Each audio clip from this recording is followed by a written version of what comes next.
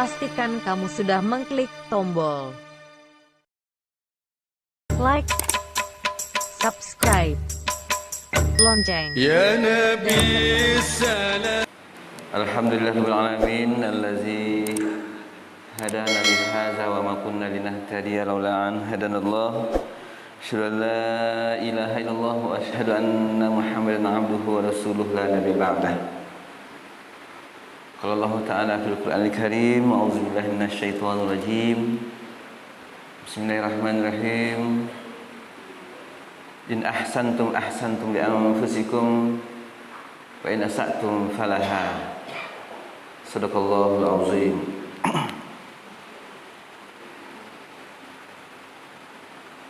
An Abi Ya'la Shaddad ibn Ausi Shaddad ibn Ausin radhiyallahu an Rasulullah sallallahu alaihi wasallam qala inna Allaha kataba al-ihsan ala kulli shay' fa idza qataltum fa ahsinu al-qitlah wa idza dhabhtum fa ahsinu al-dhabha wal yuhidd ahadukum shafaratah wal yurih dhabihatah. Rawahu Muslim. Dari Abu Ya'la Shaddad bin Aus dari Rasulullah SAW, beliau bersabda, sungguhnya Allah mewajibkan berlaku baik terhadap segala sesuatu.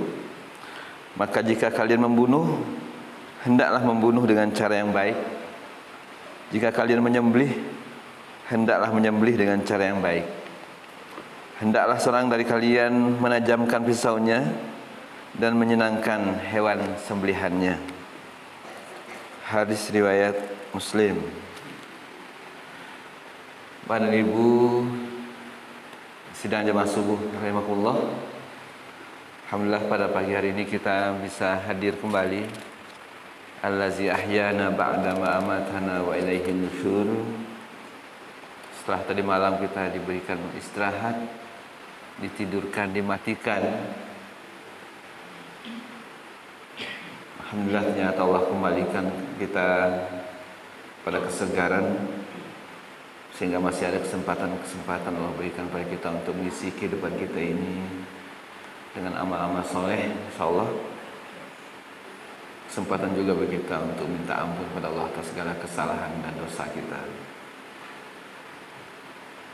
Ala kulli hal, alhamdulillah, tentu dengan segala nikmat yang Allah berikan pada kita dan ujian-ujiannya, semoga Allah memberikan kekuatan juga pada kita untuk menghadapi segala ujian tersebut.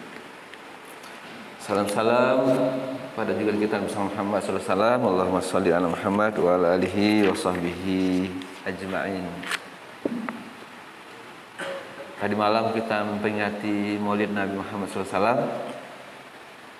Alhamdulillah kehadiran jamaah kita luar biasa, cukup ramai,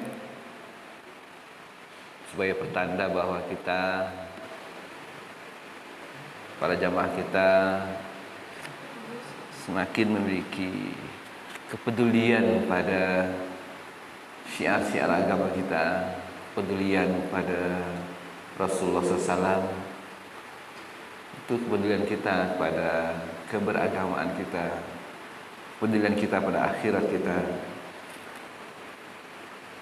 Beberapa hari yang lalu juga saya disuruh hadir dalam sebuah acara atau Maulid Nabi. Alhamdulillah, pengurus mengatakan Sarawak ketek. Ungkapan surau ketek itu dikatakan jumlah jamaah yang banyak, yang kemudian di sana muncul balapang-lapang dengan sampi. Ketika kita berpikir bahwa musola atau masjid kita kecil, maka kita berpikir juga bagaimana meluaskannya. Muncul partisipasi untuk membangunnya, untuk menambah, untuk berinfak, untuk bersedekah. Maka muncul lagi semangat untuk mensyiarkan agama, semangat untuk beribadah, semangat untuk beramal, bersedekah. Dan itu indikasi bahwa kita semakin punya kecintaan terhadap agama. Itu juga nikmat-nikmat Allah yang juga perlu kita syukuri Bapak dan Ibu. Ketika kita masih punya emosional, punya semangat pada agama kita, mudah-mudahan itu juga menambah keimanan kita. Al-iman yazid wa ta'ah, yazid wa yanqus, yazid bi ta'ah wa yanqus ma'siyah. Keimanan itu bertambah, banyak kecenderungan naik dan turun. Naiknya keimanan itu dengan ketaatan-ketaatan. Semangat kita untuk beragama, semangat pula untuk menambah-nambah amal-amal kita. Tapi ketika ada kondisi yang membuat kita yang kus bermaksiat, turun keimanan kita dengan satu kemaksiatan ke satu kemaksiatan, maka muncul pula kemaksiatan yang baru, sehingga menurunkan keimanan kita yang kus bermaksiat. Sehingga kehadiran kita di majelis-majelis ilmu, tadi malam Ustaz mengatakan ketika menghadiri majelis ilmu itu banyak pula pahala-pahalanya. Mudah-mudahan jadi du imanakum, maka memperbaharui iman-iman kita. Pada ibu yang dirahmati Allah SWT, saya disuruh bayar hutang oleh Ustaz Hilal pagi ini, karena memang berapa kali berhutang. Takut kita kalau hutang ini dibawa mati, kata Ustaz. Sehingganya kita harus tunaikan kewajiban kita pagi ini. Hadis yang kita bacakan tadi, hadis ke-17, wajibnya berlaku baik dalam segala hal.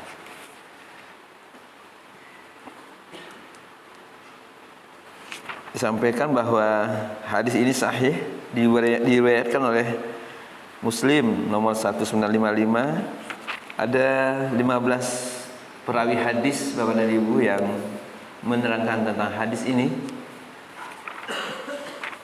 yang bunyi yang biasa saya hafal Bapak dan Ibu sampai potongan innallaha katabal ihsan ala kulli syai'. Itu yang biasa, yang saya hafal biasanya. Biasanya udah diapa perawinya tidak hafal, an-annya juga apa Ustaz? Sanadnya tidak hafal juga. Jadi matannya ini yang biasa kita hafal Bapak dan Ibu, innallaha katabal ihsan ala kulli syai'. Allah mewajibkan ihsan, berbuat baik pada segala hal.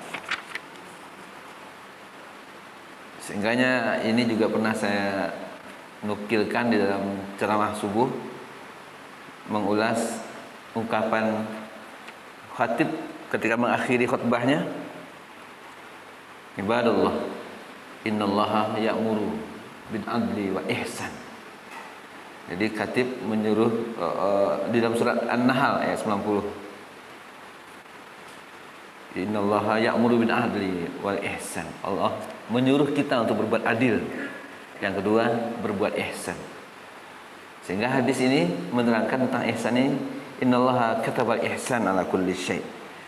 Allah menyuruh kita berbuat ihsan terhadap segala sesuatunya.